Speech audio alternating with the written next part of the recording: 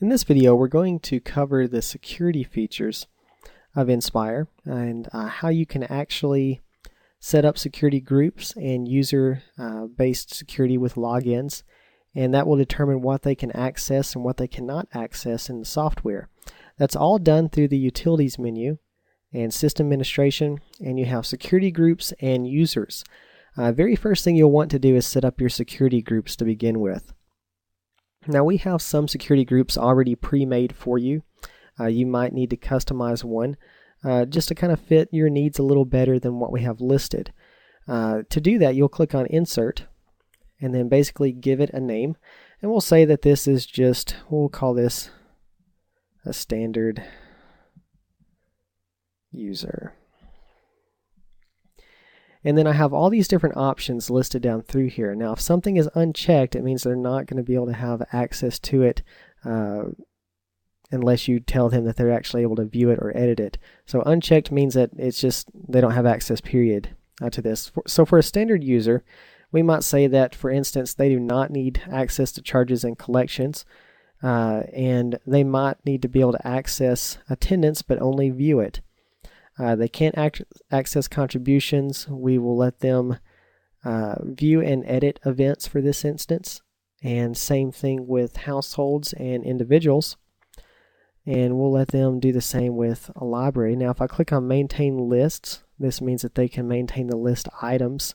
I can allow them to do that as well. So they'll be able to modify any custom list items I've made for the ministry zone that they're working in. Now, this area is probably one of the most important. You'll need to give them access to at least one ministry, and that's a ministry zone that I'm referring to. If they don't have access to anything, the software is not going to let them into anything. So we'll say, for instance, that this standard user is one that we're using perhaps in the youth ministry. So we'll just give them access to youth, but they can't access anything else. And then you can go through the same thing with ministry resources on what can they do inside of ministry resources, and we'll actually let them view on ministry resources. Small groups, we'll let them view and edit. Now the system administration, this one has a lot of other options available in it that are different than the view and edit options in many of the other items listed here. The access password protected pages, this is for things like counseling notes or any other custom pages that you've made that you've marked the password protected field for when you customized it. And if you want them to be able to access password protected pages, you'll need to check this item off. Most of the time you're not going to do that for a standard user. And you also have some options here. Access a super ministry zone. That is going to be our full access support zone. So the website that you're watching these training videos from, do you want to allow them to be able to access that from the software? Do you want them to be able to set up security, ministries, pages, and so on, prompts with status, set up statuses, and also any kind of users?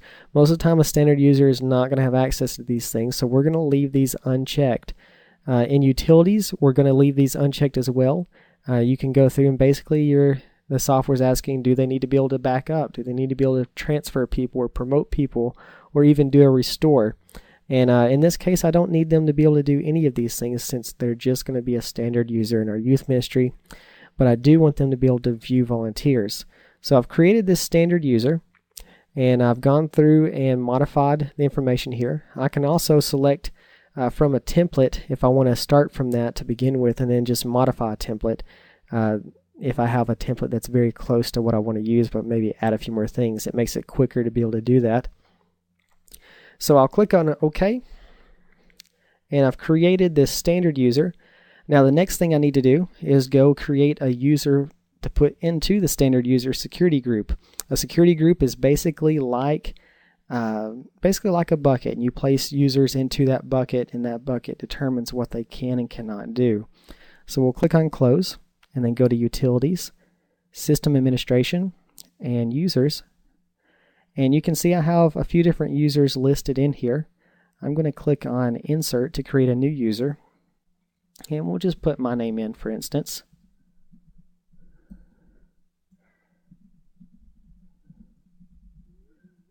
And the email address you list here will be the email address that people, when they respond back to any emails sent by this user, it'll come to.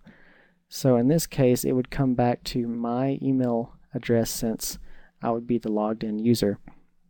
And just to show you how this security group works, I'll place myself as a standard user and click OK.